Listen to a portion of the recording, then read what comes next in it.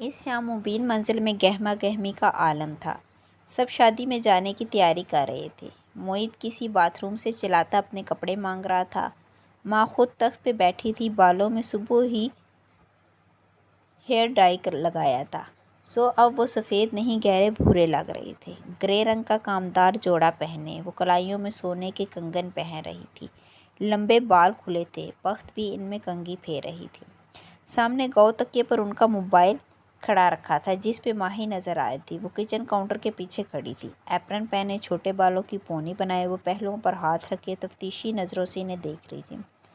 Year rungs دکھائیں مجھے، Canada سے حکم آیا۔ ماں نے چہرہ ترچھا کر کے ایک کان دکھایا۔ ماہی نے ماتھے کو چھوا۔ اف ماں، یہ کیا 1910 والے کانٹے پہن رکھے ہیں؟ وہ گرے سٹونز والے ٹاپس کہاں ہیں جو میں لبرٹی سے لائی تھی؟ کہاں رکھے ہیں؟ ماں سر جھکائے اپنے جیولری باکس میں سے ڈھونڈنے لگی۔ ماہی کا حکم وہ نہیں ٹالا کرتی تھی۔ جیولری باکس کا سب سے نچلا خانہ دیکھے ماہی کو یاد تھا، اسے ماں کی ہر چیز یاد رہتی تھی۔ ٹاپس وہیں تھے۔ ماں نے انہیں نکال کے اونچا کیا، وہ واقعی بہت حسین تھے۔ سونے کے کانٹے اتار کے انہیں کانوں میں پہنا تو چہرے کا وقار مزید بڑھ گیا۔ اچھا بتاؤ شال کون سی لوں؟ وہ اپنی سمجھدار بیٹی سے پوچھ رہی تھی۔ مالا سے کہیں وائٹ والی شال نکال دے جس کا گرے بارڈر ہے۔ ماں نے مڑ کے دیکھا، مالا لاؤنج کی ایک کرسی پہ بیٹھی موبائل پہ لگی تھی، کھوئی کھوئی سی۔ جب سے وہ سیلون سے آئی تھی وہیں بیٹھی تھی۔ مالا بیٹے وہ وائٹ شال تو نکال دو، اور تم کب تیار ہوگی؟ پھر غور سے اس کا چہرہ دیکھا۔ تمہیں کیا ہوا ہے؟ کچھ نہیں، سر میں درد ہے، میں شال نکالتی۔ وہ وہاں سے اٹھ گئی۔ اس نے کمرے میں پہلے سے وہی سفید شال نکال رکھی تھی لیکن ماں کو دی نہیں تھی۔ ماں اسے تب پہنے گی جب ماہی کہے گی۔ ماں کو صرف ماہی کی چوائس پر اعتبار تھا۔ ماہی یہاں ہوتی تو فنکشنز وغیرہ پر ماں کو خود تیار کرتی۔ جب سے وہ کینیڈا گئی تھی ویڈیو کال پہ یہی کام کرواتی تھی۔ ماں کے کپڑے، حتیٰ کہ مالا کے بھی اکثر کپڑے ماہی لیا کرتی تھی۔ اس کو شوق تھا دکانداروں سے لڑ لڑ کے قیمتیں کم کروانے کا۔ یہ ٹاسک بھی اس نے مالا کے ساتھ ہی لیے تھے۔ مالا کہتی رہی کہ اب چھوڑ دو، وہ 1500 سے کم میں نہیں دے گا، لیکن ماہی بھی ڈٹی رہی، نہیں یہ مجھے 800 میں دے گا، دیکھ لینا۔ اور 15 منٹ بعد ماہی وہی ٹاپس 800 میں لے کر ہی ہٹی۔ شال ماں کو دینے آئی تو ماہی ویڈیو کال پر کہہ رہی تھی، فنکشن کی ساری تصویریں فوراً سے پہلے مجھے بھیجنی ہیں آپ نے ماں۔ آپ کے باقی دونوں بچے ہر فنکشن میں مجھے بھول جاتے ہیں، ہائے کاش میں پاکستان میں ہوتی۔ اللہ کا شکر ادا کرتے ہیں ہر حال میں ماہی، ماں نے ٹوکا۔ شکر کرو اللہ نے تمہیں شادی کے 5 سال بعد خوشی دکھائی ہے۔ بس خوب کھاؤ پیو اور اپنا خیال رکھو، شادیاں تو ہوتی رہتی ہیں۔ ہاں چھوٹی بی بی بخت بی بی ماں کے کندھے کے پیچھے سے کال میں شامل ہوئی۔ وہ کینیڈا کی کال پر اتنا اونچا بولتی تھی جیسے آواز ہوا کے دوش پہ کینیڈا جانی ہے۔ تیری ماں نے بڑی دعائیں کی ہیں تیری گود ہری ہونے کے لیے، ہر وقت کہتی تھی اللہ میری ماہی کو بچہ دے، تو بس اپنا خیال رکھ۔ وہ تو ٹھیک ہے، لیکن یہ آباد کی نوکری نہ ہوتی تو میں کبھی کینیڈا نہ رہتی، بورنگ ٹھنڈا ملک۔ ماہی روحانسی ہو کے بولی۔ پھر کچھ یاد آیا، شادی پہ کبیرہ تائی بھی ہوں گی نا؟ ماں کے چہرے پہ ناپسندیدگی ابھری، سر جھکا کے تخت پر بکھری اپنی چیزیں سمیٹنے لگی۔ پرے کرو اسے، ہمیں کیا؟ دیکھنا اب وہ شادی پہ آئیں گے اور سارے رشتے دار آپ کو جلانے کے لیے ان کے پاس جا کے خوب ہنسیں بولیں گے، دیکھنا۔ وہی تیار ہو کر آ گیا تھا اور اب صوفے پہ بیٹھ کے جوتے پہن رہا تھا، منہ میں بڑبڑایا، لاہور اور اس کے مضافات میں غیبتوں کا وقت ہوا چاہتا ہے۔ ماہی اس بات کا کرارا سا جواب دیتی لیکن اسے کچھ نظر آیا تھا۔ اسکرین پہ چہرہ قریب کیا، تفتیشی انداز میں سوال کیا، یہ باہر لان میں کون ہے؟ ماہی کی تیز نظریں ماں کے پیچھے کھڑکی پر جمی تھیں۔ ماں نے ایک نظر کھڑکی کو دیکھا جہاں لان میں موبائل پہ لگا کیف ٹہلتا نظر آ رہا تھا۔ اپنی بہن سے پوچھو، وہی ساتھ لائی ہے۔ ماں نے مالا کو فون پکڑا دیا اور خود گھٹنوں پر ہاتھ رکھ کے اٹھی۔ ان کا رخ کمرے کی جانب تھا، ابھی انہوں نے جوتے پہنے تھے۔ میرا ڈرائیور ہے اور اسسٹنٹ بھی۔ مالا نے فون تھام لیا۔ ماہی بڑی دلچسپی سے دیکھ رہی تھی۔ ذرا قریب سے دکھاؤ اس کی شکل۔ ماہی کی آنکھوں میں شرارت ابھری۔ اپنے سامنے لاؤنج میں کام کرتے ہوئے آباد کو دیکھ کے اونچا سا بولی، بڑا عرصہ ہو گیا کوئی ہینڈسم آدمی نہیں دیکھا۔ عماد پہ اثر نہیں ہوا، لیپ ٹاپ سے نظریں ہٹائے بغیر بولا، آئینہ دیکھ لو، خود بھی تم کسی مرد سے کم نہیں لگ رہی۔ ماہی کی ہنسی غائب ہوئی، چہرہ سرخ ہوا۔ سنو، تم لوگ شادی اٹینڈ کرو، میں ذرا آتی ہوں۔ اس نے فون بند کر دیا۔ برٹش کولمبیا میں اب جنگ عظیم چھڑنے والی تھی۔ نکاح کا وینیو سفید اور سبز رنگ میں سجا تھا۔ اونچی چھت سے جگہ جگہ فانوس لٹک رہے تھے۔ اسٹیج پر سفید پھولوں اور سبز پتوں سے مزین تھا اور مہمانوں کی میزوں کے گرد رکھے صوفے بھی سفید تھے۔ وہ ماں کے ساتھ ایک 3 سیٹر صوفے پر بیٹھی تھی۔ ماں چند رشتے دار خواتین سے باتوں میں مصروف تھی۔ मोहित हम उम्र कज़न की तरफ चला गया था, लेकिन वो ख़ुद को यहाँ ज़्यादा महफूज तस्वर कर रही थी। अगर वो कज़न में गई तो सबकी ज़ुबान पर एक ही सवाल होना था, ओशन बंद क्यों हो गया, और क्या अब वो जॉबलेस हो गई है। और इस वक्त वो इस सवाल का सामना करके मूड को ख़राब नहीं करना चाहती थी। वैसे भी उसे माँ पर नज़र रखनी थी, उनकी शुगर कंट्रोल में नहीं थी, और शादियों पे तो वो कुछ ज़्यादा ही दिल खोल के खाती थी। मोहित इनकी शुगर का इतना ध्यान नहीं रखता था कि वो घर ही कब होता था, लेकिन आज वो देखेगी कि माँ कैसी मीठा खाती है।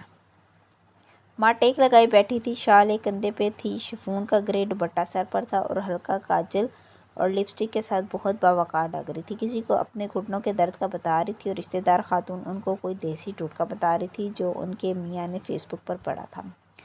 वाकई हूरे जहाँ जैसी खूबसूरती उसे माई या मोहित को नहीं मिली थी। Not fair. अल्लाह ताला आसमान को शाकी नज़रों से देखा। हूरे भाभी, आप घुटनों का ऑपरेशन करवा ही नहीं, मैंने खुद करवाया है, समझो नई ज़िंदगी मेरी, खातून ने मशवरा दिया। माँ का नाम हूरे जहाँ था, हूर के नीचे जे थी, इसे हूरे जहाँ पढ़ते थे, इसीलिए बहुत से रिश्तेदार इनको अब भी हूरे कहते थे। ना बाबा ना, मैंने नहीं ऑपरेशन करवा। माँ ने नाक से मक्खी उड़ाई। इंसान कभी पीछे को नहीं पलटता होता, अब जैसे हैं घुटने वैसे ठीक हैं। माँ, उसने माँ के करीब सरगोशी की। आपने मुझसे वादा किया है ना कि आप मीठा नहीं खाएंगी। आज सुबह आपकी फास्टिंग शुगर 140 थी, नरमी से तंबी की। माँ दूसरी जानब झुककर इन खातून से किसी बहुत अहम मौजू पर बात करने लगे, यूँ ज़ाहिर किया जैसे माला की बात सुनी ही ना हो। दफ्तर साथ बैठी मोमानी किसी को देखकर उठ खड़ी हुई। कशमाला ने नज़रें ऊपर उठाई। सामने नगीना आंटी खड़ी थी, वो जो उस रोज़ इस्लामाबाद में अपने बेटे के साथ मामू के पोर्शन में आई थी। उन्होंने सफ़ेद सिल्क का ड्रेस पहन रखा था, सर पे दुपट्टा था। वो मुस्कुरा के पहले मोमानी से मिली, फिर माँ से। माँ उनको देखकर खुश हुई, अपने पास सोफ़े पर जगह दी। तुम कब आई दुबई से? ज़ियाद और मैं पिछले हफ्ते आए हैं, इतने अरसे बाद किसी ख़ानदान की शादी में शिरकत कर रहे हैं। ये कौन सी वाली बेटी है तुम्हारी, माशाल्लाह से? उन्होंने मुस्कुरा के माला की तरफ देखा तो वो भी मुस्कुरा दी। मैं कशमाला हूँ, मुझसे छोटी माही कनाडा होती है। अरे हाँ, तुम तो इस्लामाबाद होती हो ना, हम तुम्हारे मामू की तरफ गए थे उस दिन। नगीना आंटी ने मोमानी को देख के कहा, पता चला तुम सो रही हो, वरना ज़रूर मुलाकात होती। जी मुझे पता चला था, मुस्कुरा के बोली। ज़ियाद कैसा है, क्या कर रहा है आजकल? माँ रस्मन नगीना बेगम से पूछने लगी। ज़ियाद राइटर है, किताबें लिखता है, साथ एक डिजिटल मार्केटिंग फर्म में बहुत अच्छी जॉब भी कर रहा है, मगर बड़े अरसे से कुछ लिखा नहीं, कहते हैं वे। नगीना आंटी की आवाज़ में उदासी घुल गई। माला की मतलाशी नज़रें सारे में घूमी और फिर वो उसे नज़र आ ही गया। वो कुछ मर्दों के एक ग्रुप के साथ खड़ा था, टॉल, डार्क एंड हैंडसम। स्याह बालों को जल से पीछे किए वो दूसरे कज़न्स की तरह शलवार में मलबूस था।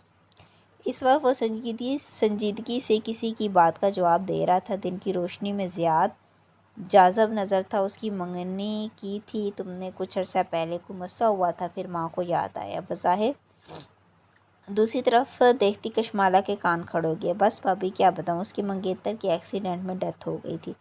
वो ज़ियाद की अपनी पसंद थी, उसने दिल पर बहुत बोझ ले लिया। 1.5 साल हो गया इस बात को, अब मेरा बेटा शादी का नाम ही नहीं लेता। नगीना बेगम दूर नज़र आते अपने बेटे को देख के उदासी से बोली। माँ भी अफसोस से खामोश होगी। हूरे भाभी आप इतनी नेक हैं। उन्होंने माँ के घुटने पर हाथ रखा। आप मेरे ज़ियाद के लिए दुआ करें कि वो इस ट्रॉमा से निकल आए और नई ज़िंदगी शुरू करें। क्यों नहीं नगीना, मैं ज़रूर दुआ करूँगी, माँ ने खुलूस से दिल से कहा। एक बुलंद आवाज़ कानों में पड़ी तो कशमाला ने चौंक के नज़रें घुमाई। सब्ज़जार के इंट्रेस पर एक ऊंचा निस्वानी कहका गूंजा था। ये इस बात का कमाल था कि कबीरा बेगम पहुंच चुकी थी। यह तय था कि वो हर फंक्शन पे जानबूझ के देर से आती थी ताकि हर नज़र उनकी तरफ उठे, और वो वाकई इतनी खूबसूरत थी कि ऐसा ही होता था। आज भी वो इंट्रेस पर चंद ख़वातीन के जमघटे में खड़ी ऊंचे कहके लगाते हुए सबकी तवज्जो घेर रही थी। नीले रंग की स्लीवलेस साड़ी में मलबूस थी, कान और गर्दन में चमकते हुए डायमंड्स पहन रखे थे। बाल बॉय कट में थे, अगर लंबे रखती तो ज़्यादा खूबसूरत लगते, लेकिन वो जानती थी कि ताई बाल छोटे क्यों रखती है, इसकी भी एक मुज़ाहिका खेज सी वजह थी। अब वो चलती हुई बारी बारी मेहमानों से मिलती जा रही थी, अपनी तरफ बढ़ते हुए हाथों को गुरूर से ज़रा सा मिला के छोड़ देती। मोमानी इन रिश्तेदारों में से थी जिनकी कबीरा ताई से बहुत बनती थी। वो इनको देख के उठ खड़ी हुई और नगीना से बोली, आपने नहीं मिलना कबीरा से? नहीं तबिंदा, मेरा कबीरा से कोई रिश्ता नहीं, अलबत्ता मेरा हुरे जहाँ भाभी से रिश्ता है। अगर कबीरा हुरे जहाँ भाभी से मिलने खुद नहीं आ सकती तो मैं क्यों जाके उससे मिलूँ? फिर चेहरा मोड़ के माँ को देखा। हाँ तो मैं आप कह रही थी। سادہ دو ٹوک انداز، مومانی پر تو گھڑوں پانی پڑ گیا۔ کشمالہ اندر ہی اندر مسکرا دی۔ کوئی تو رشتہ دار تھا جو ماں کا ساتھ دے رہا تھا، ورنہ سب کبیرہ کی دولت کی چمک دھمک سے اتنے متاثر تھے کہ اس کے گرد مکھیوں کی طرح بن بناتے تھے۔ ماہی کے میسیجز آ رہے تھے، تصویریں بھیجو۔ اس کے فون کی بیٹری کم تھی اور وہ بیٹری پیک کار میں بھول آئی تھی۔ اس نے کیف کو کال کی اور اسے بیٹری پیک لانے کو کہا۔ کیف جب سفید پھولوں سے سجے وسیع ہال میں آیا تو وہ اسے سامنے ہی نظر آ گئی، صوفہ پر خواتین کے ایک گروپ میں بیٹھی۔ وہ ٹانگ پہ ٹانگ جمائے بس مسکراتے ہوئے سب کی باتیں سن رہی تھی۔ اس نے آف وائٹ کامدار ڈریس پہن رکھا تھا، بال چہرے کے ایک طرف ڈالے ہوئے تھے، کانوں میں بڑے بڑے سلور جھمکے نظر آ رہے تھے۔ اس کا چہرہ سادہ تھا، جلد اعتبار کرنے والا۔ آنکھیں ذہین تھیں لیکن چلاک نہ تھیں، ایسی آنکھیں جو مہربان ہوتی ہیں، شک نہیں کرتی، انتقام نہیں لیتی، وہ لوگوں کی اچھائی پر نظر رکھتی ہیں۔ اور وہ ایسی لڑکی کو دھوکہ دے رہا تھا۔ کیف کے چہرے پر کرب ابھرا، اس کا دل برا ہونے لگا۔ ایک لمحے کے لیے اس کا دل چاہا کہ وہ اسے ایک کونے میں لے جائے اور اس کو بتائے کہ اس سے بڑی غلطی ہو گئی ہے۔ وہ جھوٹ اور دھوکے کے ساتھ مالا کی زندگی میں شامل ہوا تھا، اب بھی وقت تھا، وہ سب کچھ کلیئر کر سکتا تھا، اس سے معافی مانگ سکتا تھا۔ وہ اس مہربان لڑکی کو بتانا چاہتا تھا کہ کسی کے پاس اس کی تصویر ہے اور وہ اسے نقصان پہنچانا چاہتا ہے، اور وہ کوئی عام شخص نہیں ہے، وہ ایک سائیکوپیتھ ہے۔ کوئی عام شخص ایسی البم نہیں بناتا۔ مالا نے اسے دیکھ لیا تھا، وہ صوفے سے اٹھ کر اس کی طرف آ گئی۔ کیف نے بیٹری پیک اس کی طرف بڑھا دیا، بولا کچھ نہیں۔ وہ یہ سب اسے نہیں بتا سکتا تھا، اس کی اپنی مجبوریاں تھیں، سچ بولنا جھوٹ بولنے سے زیادہ تکلیف دہ تھا۔ تھینک یو کیف، وہ بیٹری پیک پکڑتے ہوئے مسکرائی۔ وہ دونوں ایک پھولدار ستون کے ساتھ آمنے سامنے کھڑے تھے۔ میں سیلون گیا تھا، میں نے آپ کا نام نہیں لیا۔ جم کے کیمرے کا رزلٹ بہت مدھم تھا۔ آپ کی بتائی ہوئی اہلیہ کا شخص لفٹ میں سوار ہوا تھا اور واپس جم میں ہی اتر گیا تھا، لیکن اس کی شکل واضح نہیں ہے۔ میں نے فوٹیج آپ کو ای میل کی ہے۔ کیا فائدہ، میں اس کو نہیں پہچانتی تھی۔ آر یو شور، آپ کسی ماہر فرید کو نہیں جانتی؟ اس نے لہجے کو سرسری سا بنایا۔ کشمالہ نے کندھے جھکا دیے۔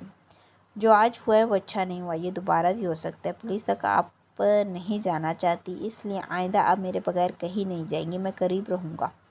کیف اسے غور سے دیکھتے ہوئے کہنے لگا، لیکن مجھے لگ رہا ہے کہ آپ نے مجھے سب کچھ نہیں بتایا۔ آپ پولیس تک کیوں نہیں جانا چاہتی؟ کچھ ہے جو آپ اپنے تعاقب کار کے بارے میں جانتی؟ آواز دھیمی کی۔ دیکھیں، میں آپ کا باڈی گارڈ ہوں، آپ کو مجھ پہ اعتبار کرنا ہوگا۔ اگر آپ کچھ بھی اور جانتی ہیں تو مجھے بتا دیں، کچھ بھی ایسا جو ابھی تک آپ نے مجھے نہیں بتایا۔ وہ چند لمحے اسے دیکھتی رہی، پھر ایک قدم آگے ہوئی۔ فنکشن کے شور اور ہنگامے میں ان کی آواز دور نہیں جا سکتی تھی۔ کشمالہ نے آواز سرگوشی میں بدلی۔ میں صرف اتنا جانتی ہوں کہ ایک آدمی کے پاس میری ایک تصویر ہے، اس تصویر کے بیک پر لکھا ہے حورِ جہاں کی بیٹی کشمالہ، اور وہ آدمی مجھے نقصان پہنچانا چاہتا ہے۔ کشمالہ سرگوشی کر کے پیچھے ہو گئی اور کیف کے لیے ایک دم ساری دنیا برف ہو گئی۔ وہ جہاں تھا وہیں جم گیا، ٹھنڈا اور ساکت۔ آپ یہ کیسے جانتی ہے اور کون آدمی ہے وہ بدقت بول پایا۔ کشمالہ گردن موڑ کے دوسری جانب دیکھنے لگی۔ میں اس سے زیادہ کچھ نہیں جانتی۔ وہ واپس صوفوں کی طرف چلی گئی۔ وہ برف کا مجسمہ بنے وہیں کھڑا رہ گیا۔ وہ کس کھیل کا حصہ بن گیا تھا؟ یہاں سب اس سے زیادہ جانتے تھے۔ ماں گھٹنوں کی وجہ سے اٹھ نہیں سکتی تھی، اس لیے وہ کھانا لگنے پر بفے ٹیبل پر چلی گئی تاکہ ماں کے لیے کھانا ڈال سکے۔ شادیوں کا مزہ ماہی کے ساتھ آتا تھا، تصویریں بنانا، اپنی میز پہ بیٹھ کے لوگوں اور کھانوں پر تبصرہ کرنا، کس نے کیا پہننا ہے ڈسکس کرنا۔ ماہی کے بغیر سارے فنکشن ہی بے رونق تھے۔ وہ پلیٹ میں کھانا ڈال رہی تھی جب عقب میں نگینہ آنٹی کی آواز سنائی دی۔ وہ کسی سے کہتے ہوئے پلٹ رہی تھی۔ مالا کا سارا وجود کان بن گیا۔ بظاہر وہ سر جھکائے کھانا نکالتی رہی، پھر پلٹی تو دیکھا نگینہ آنٹی کے ساتھ ان کا بیٹا تھا جسے وہ کوئی ہدایت دے رہی تھی۔ انہوں نے بھی اسی وقت اسے دیکھا، اسے دیکھ کر مسکرا دی، پھر جیسے خیال آیا، کشمالہ تم زیاد سے ملی ہو؟ اس نے زیاد کو دیکھا اور زیاد نے اس کو۔ یہ وہی تھا، بھورے کرتے والا، ٹال، ڈارک اینڈ ہینڈسم۔ چہرے پر سادگی اور مسکراہٹ تھی۔ ایک تو کچھ مردوں کو اتنا اچھا لگنے کی اجازت نہیں ہونی چاہیے۔ بظاہر رسمی انداز میں مسکرائی، کیسے ہیں آپ؟ خوشی ہوئی آپ سے مل کے۔ مجھے بھی۔ پھر ماں کو دیکھا، ہم انہی کے گھر گئے تھے نا؟ جیسے یاد کرایا۔ وہ آہستہ بولتا تھا، نرمی اور شائستگی سے۔ وہ ان کے ماموں کا گھر تھا، لیکن کشمالہ وہیں رہتی ہے۔ زیاد نے ہوں کہہ کر سر ہلا دیا۔ گفتگو دم توڑ گئی۔ وہاں کھڑا رہنا آکورڈ لگتا تھا۔ وہ ان سے معذرت کر کے ماں کی پلیٹ لیے میز پر واپس آ گئی۔ کھانا کھل چکا تھا اور سب اس وقت کھانے میں مگن تھے۔ اس نے ماں کے سامنے پلیٹ رکھی۔ انہوں نے ایک اچٹتی نگاہ پلیٹ میں موجود لوازمات پر ڈالی، جیسے دلچسپی نہ ہو، پھر چہرہ ادھر ادھر گھمایا۔ کیف ابھی تک وہیں کھڑا تھا۔ ماں نے دور سے اسے اشارہ کیا، لڑکے ادھر آؤ۔ تحکم سے 2 انگلیوں سے بلایا۔ کیف فوراً اس طرف آیا۔ پہلے بتاؤ تم کون ہو، میں نے تمہیں کہیں دیکھا ہے؟ ماں نے سر سے پیر تک اسے گھورا۔ کیف نے بے اختیار مالا کو دیکھا، پھر ماں کو۔ میں کشمالہ بی بی کا ڈرائیور ہوں، کیف چمڑا۔ جو بھی ہو وہ پیچھے دیکھو، ٹیبل پر سفید رنگ کی کیا چیز رکھی ہے؟ وہ سفید رنگ کی چیز ڈیزرٹ ہے ماں، اور آپ وہ نہیں کھا سکتی، وہ دھیمی مگر سخت آواز میں بولی۔ ماں نے اسے گھور کر دیکھا۔ میری ماں نہ بنو، پھر انہیں خشمی نظروں سے کیف کو دیکھا۔ جو لیا کرا۔ اس نے فوراً کشمالہ کو دیکھا جس نے نفی میں گردن ہلائی۔ کیف نے ماں کو دیکھا، وہ اب کے سختی سے بولی۔ آواز نہیں آئی، لے کر آؤ۔ جی اوکے۔ وہ فوراً سے پلٹ گیا۔ کشمالہ نے افسوس سے نفی میں سر ہلایا۔ ماں آپ کو شوگر ہے یار، نہ کریں ایسے۔ ماں نے تو یوں ظاہر کیا جیسے سنا ہی نہ ہو۔ کیف نے ڈش سامنے لا کر سرو کی تو انہوں نے جی بھر کے ڈیزرٹ ڈالا۔ اچھا تھوڑا کم کر دے۔ اس نے ہاتھ ان کے پیالے کی طرف بڑھایا تو ماں نے اس کے ہاتھ پر چمچہ مارا۔ میں نے کہا نا میری ماں نہ بنو، جاؤ یہاں سے۔ وہ خفگی سے اٹھ گئی، پھر کیف کی طرح غصے سے اسے دیکھا۔ تمہیں کس نے کہا تھا ڈیزرٹ لے آؤ؟ میں کیا کرتا آنٹی، غصہ کر رہی تھی۔ غصہ ہی کر سکتی ہیں، وہ اٹھ کے تو نہیں جا سکتی نا، ان کی فاسٹنگ 140 تھی صبح۔ حد ہے یار، وہ چنچلائی ہوئی لگ رہی تھی۔ باس وہ ہلکا سا کھنکارا۔ آنٹی نے مجھ سے پوچھا کہ میں کون ہوں؟ وہ کل سے مجھ سے 3 دفعہ یہی سوال پوچھ چکی ہیں۔ ماں کی عادت ہے مزاح کرنے کی، اب ان کو کچھ میٹھا نہیں دینا، اوکے؟ وہ تنبیہ کر کے آگے بڑھ گئی اور بس اسے جاتے دیکھتا رہا۔ اس کا موڈ ماں کی اس حرکت پر خراب ہو گیا تھا۔ وہ ایسے ہی بددلی سے سینے پر بازو لپیٹے بفے ٹیبل کے ساتھ کھڑی ہوگی۔ اکثریت کھانا ڈال چکی تھی، اس لیے یہاں رش کم تھا۔ تبھی قریب میں کوئی کھنکارا۔ آپ کھانا نہیں کھا رہی؟ وہ چونکی، پھر سنبھلی، چہرے کے زاویے درست کیے۔ وہ زیاد تھا، ہاتھ میں پلیٹ لیے اس کے قریب آ رہا تھا۔ تشویش سے اسے دیکھا، پھر گردن موڑ کے اس میز کو جہاں ماں بیٹھی تھی مزے سے ڈیزرٹ کھا رہی تھی۔ زیاد ہلکا سا ہنس دیا۔ اچھا آپ کی بھی اپنی امی سے یہی لڑائی چلتی رہتی ہے؟ کشمالہ نے افسوس سے ماں کی طرف دیکھا۔ میں ان کے گھٹنے کی سرجری کروانا چاہتی ہوں، شوگر کنٹرول نہیں ہوگی تو سرجری کیسے ہوگی؟ اس کا ایک حل ہے، وہ سنجیدگی سے بولا، پھر اپنی پلیٹ اس کی طرف بڑھائی۔ 2 منٹ یہ پکڑیں۔ کشمالہ نے نہ سمجھی کے انداز میں پلیٹ پکڑی۔ زیاد گھوم کے بفے ٹیبل کے دوسری طرف گیا، ایک پیالہ چمچ اٹھایا اور واپس آیا۔ اب وہ ڈش سے ڈیزرٹ پیالے میں نکال رہا تھا۔ وہ مسکرا دی۔ اس کا حل یہ ہے کہ آپ پریشان نہ ہوں اور کچھ کھا لیں۔ وہ پیالہ لے کر مسکراتا ہوا اس کے سامنے آیا، اسے پیالہ تھمایا اور اپنی پلیٹ واپس لی۔ تھینک یو، مگر میں میٹھا نہیں کھاتی۔ اس نے پیالہ رکھا نہیں، پکڑے کھڑی رہی، لیکن اسے یہ ڈیزرٹ نہیں پسند تھا، سو یہ طے تھا کہ وہ نہیں کھائے گی۔ اچھا؟ وہ حیران ہوا، اپنی پلیٹ سے چاولوں کا چمچ بھرا۔ اس دن تو آپ ٹیرس پر براؤنیز کھا رہی تھی۔ اف، اس نے دیکھ لیا تھا؟ اچھا مجھے یاد نہیں۔ کندھے بے نیازی سے اچکا دیے، پھر بات بدلنے کو بولی۔ آپ کیا لکھ رہے ہیں آج کا؟ زیاد نے گہری سانس لے کر سر جھکا دیا۔ وہ چمچ سے چاول ادھر ادھر مکس کرنے لگا۔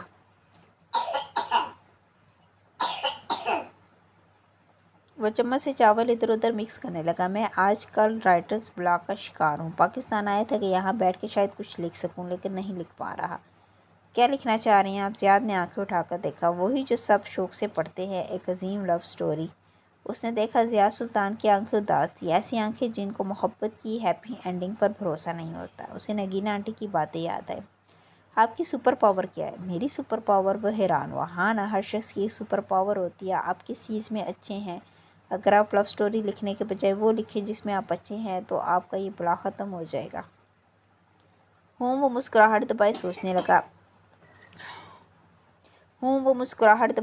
لگا۔ پھر اطراف میں نگادر آئی۔ میں رائٹر ہوں اور میرا مشاہدہ اچھا ہے۔ میں وہ نوٹ کرتا ہوں جو کوئی اور نوٹ نہیں کرتا۔ میں کیسے مانوں؟ آزما کے دیکھ لیں۔ اچھا؟ وہ اس کے چیلنج پہ مسکرائی۔ یہ جو سامنے لڑکی جا رہی ہے، اس کے بارے میں کچھ پتہ ہے؟ نگاہوں سے اسٹیج کی طرف اشارہ کیا۔ وہاں عزیٰ کی بہن ویٹرز کو ہدایت دیتی نظر آ رہی تھی۔ زیاد نے اس کی طرف دیکھا۔ اس کے پیر میں ہائی ہیلز کی وجہ سے درد ہے اور وہ شاید انکمفرٹیبل ہے۔ پھر زیاد نے چہرہ گھما کے اگلا ہدف ڈھونڈا۔ وہ ویٹر جو ٹرے اٹھائے جا رہا ہے، اس کی ابھی بےعزتی کی گئی ہے کیونکہ اس کے کان اور گال سرخ ہو رہے ہیں۔ آپ خود سے بنا رہے ہیں، آپ جانتے ہیں میں ان باتوں کی تصدیق نہیں کر سکتی۔ نہیں، میں سچ کہہ رہا ہوں، مثلاً آپ۔ اس نے ایک نظر غور سے کشمالہ کو دیکھا۔ اس کو اپنے دل کی دھڑکن بے ترتیب ہوتی محسوس ہوئی۔ کوئی سحر سا تھا اس شخص کی آنکھوں میں۔ آپ کے بارے میں کچھ بتاؤں؟ بتائیں۔ لیکن وہ اندر سے خائف ہوئی، کہیں وہ جان نہ لے کہ وہ اس سے کتنا متاثر ہو رہی ہے۔ آپ کی گردن یا سر کے پچھلے حصے میں درد ہے؟ آپ گردن اس طرف نہیں موڑی اور بار بار ہاتھ پیچھے سے دباتی ہیں۔ وہ چینپ کے ہنس دی، ہاتھ نیچے کیا۔ اوکے مان لیا، تسلیم کرنے کے انداز میں سر ہلایا۔ Thank you. زیاد کے چہرے پر حیران سی ممنونیت ہے۔ آپ کی اس نصیحت نے میری مدد کی ہے۔ شاید مجھے وہ نہیں لکھنا جو میری ایڈیٹر لکھوانا چاہتی ہیں، بلکہ مجھے وہ لکھنا ہے جو میں انجوائے کروں گا۔ وہ مسکرا دی اور پیالہ لیے آگے بڑھ گئی۔ دور کسی سے بات کرتے کبیرہ بیگم نے غور سے ان دونوں کو باتیں کرتے دیکھا تھا۔